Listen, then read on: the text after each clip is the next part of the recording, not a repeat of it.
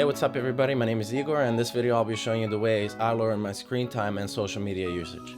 I find that in most YouTube videos people are talking how to completely stop using social media, but I don't think that's the way to handle things. Social media is just another tool and it's up to us how we use it. So what happened is that we're randomly scrolling through our phone or social media when we're waiting for a bus, when we're waiting in line at the bank or grocery store, and that's where the issue begins because we're constantly disconnected from our surroundings. I will catch myself doing the same, and 90% of the times there will be absolutely nothing that I'll be gaining from actually looking at whatever I'm looking at. Therefore, I got this idea, how can I be present on social media but just be more intentional with the way I use it? And these are the ways that I managed to do that. So the first and easiest step is to just turn off notifications. That way you'll get less temptation and you get less distraction.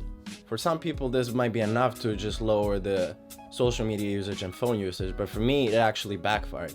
So what would happen is that I would still anticipate something happening in the app. I would still keep opening the app, maybe even more often, hoping that something has happened or I have missed something. So after that, I realized that turning off notifications is not going to be enough for me to keep me off these apps. So the next thing I did was actually to delete apps. And I find this part to be fairly simple. What I would do is delete apps off my phone and limit myself using social media basically on my laptop. The whole point of this is just to create more friction between you and actually getting to whatever you want to see. So this is not going to work if you're spending a lot of hours in front of the computer. But what happens is when you're away from that computer, you're not going to be able to check whatever you need to check. At that point, you're going to realize how much of a reflex all this has become. I know some of you are thinking that, for example, Instagram DMs you can be checking on your computer, but there's a way around that.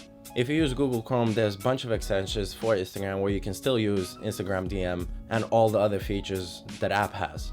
If you don't want to switch to Google Chrome, there's a program called BlueStacks that's pretty much an Android emulator. So when you install BlueStacks, you'll be able to install pretty much all the apps that you'll be able to have on your phone, but you're going to be limited to using them on your computer.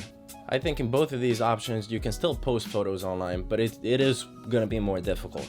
The third option is if you have an old phone, you can use your old phone just for these apps that you constantly use. I will use that old phone, install all the social media apps on it, and pretty much keep it in a drawer or keep it at home. The whole point of this is just to make it more difficult for you to use the social media. If you do this, you're going to see benefits of quitting social media and less phone usage. And I feel like after this step, it's going to be a lot easier for you to actually completely quit if that's something you want to do. After doing all these steps, you're going to be able to see the benefits of being off social media. And if you want to quit them completely, it's going to be a lot easier for you to do so.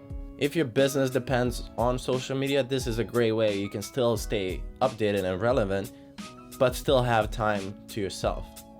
So I hope this helps you lower your social media and phone usage, and you learn how to use them more intentionally. That's it for this video, and I'll see you next time.